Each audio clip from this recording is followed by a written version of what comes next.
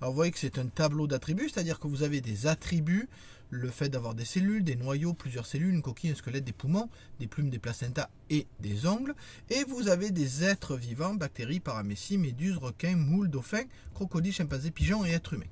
Et à chaque fois, vous avez une croix pour dire qui a quoi. Par exemple, je me rends compte que tous les êtres vivants ont tous des cellules, ça tombe bien, c'est ce qu'on avait vu en classe. Donc l'idée va être de fabriquer un arbre phylogénétique par rapport au fait que les êtres vivants aient différents éléments. Première chose, normalement un arbre phylogénétique se fait au crayon, moi je vais le faire au stylo pour qu'il soit plus facilement visible sur cette vidéo. Pour faire simple, je prends une règle et je trace un trait qui va me permettre de représenter mon arbre phylogénétique. Je prends le premier attribut. Alors quel est le premier attribut? C'est celui qui est le plus présent dans les êtres vivants. Et je me rends compte que le plus présent, ce sont les cellules, puisqu'ils l'ont tous. Donc ici, je peux mettre l'attribut cellule pour dire que tous les êtres vivants présents sur cet arbre phylogénétique ont des cellules. Alors là, j'ai rien à séparer puisqu'ils l'ont tous. Donc ils sont tous sur cette ligne-là. Ensuite, je regarde l'attribut le plus présent à part le second. Donc déjà, vous remarquez qu'il faut repérer l'attribut le plus représenté. Et une fois qu'on a fait, après on passe au suivant. Donc, cellule, c'est fait. Je vois que l'attribut avec le plus de croix, c'est noyau dans cellule. Donc ça veut dire que là,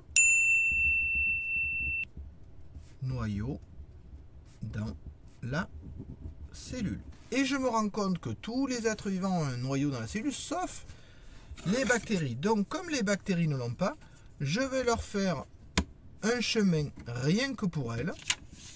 Donc je me mets ici, je fais mon chemin que je vais arrêter à peu près à la même hauteur que mon trait ici. Et là, j'ai les bactéries.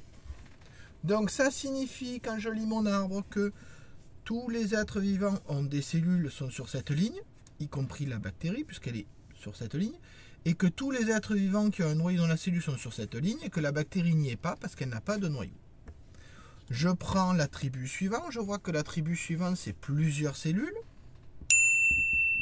Plusieurs cellules. Et je me rends compte qu'un être vivant n'a pas plusieurs cellules, c'est la paramécie. Donc même chose, je trace pour cette paramécie un trait qui est uniquement pour elle. Et je me rends compte que effectivement, tous les êtres vivants qui ont des cellules sont sur cette ligne, tous les êtres vivants qui ont des noyaux sont sur cette ligne, tous les êtres vivants qui ont plusieurs cellules sont sur cette ligne. Celui-là n'a pas de noyau, il est séparé, celui-là n'a pas plusieurs cellules, il est séparé. Et c'est là que commencent les difficultés, si on peut dire. Vous avez trouvé quel est l'attribut le plus représenté. Le plus représenté, ce n'est pas la coquille. Puisqu'effectivement, il n'y a qu'un être vivant qui a une coquille. C'est le fait d'avoir un squelette ou de ne pas en avoir. Donc là, je vais mettre squelette. Ça signifie que tous les êtres vivants qui ont un squelette sont là. Et je me rends compte qu'il y a deux êtres vivants qui n'ont pas de squelette, la méduse et la moule. Donc je trace un trait pour les séparer, sauf que entre la méduse et la moule, il y en a une qui a eu une innovation de plus. Elle a une coquille. Donc ça veut dire que je peux séparer ces deux êtres vivants. Là, j'ai la méduse et là, j'ai la moule. Mais la moule a un avantage, c'est qu'elle, elle a une coquille.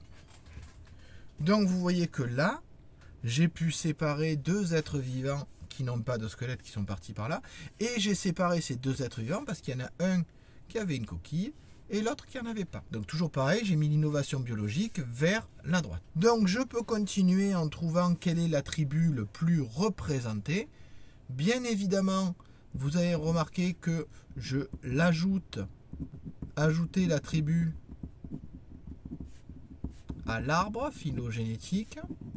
Et ensuite, je trace les chemins, si on peut dire, pour les êtres vivants. Donc, bien évidemment, après, vous allez voir qu'il va y avoir encore un attribut. Je peux le séparer pour avoir plus de place ici. Donc, je vais avoir différents attributs à placer qui vont me permettre de distinguer les différents groupes des êtres vivants. Donc j'espère pour vous que cette vidéo est bien claire, qu'elle va vous aider pour faire cet arbre phylogénétique. N'oubliez pas à la fin de votre schéma d'ajouter un titre toujours au crayon.